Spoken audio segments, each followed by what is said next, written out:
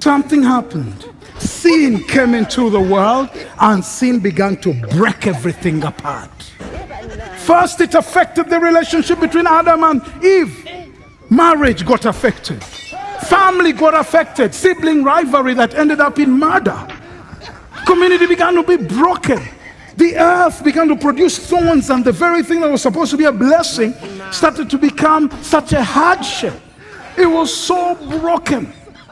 But God, because his heart is for a community that flourishes, he knew that the problem was sin. And when you read, sin just continues to reflect itself in different ways even today.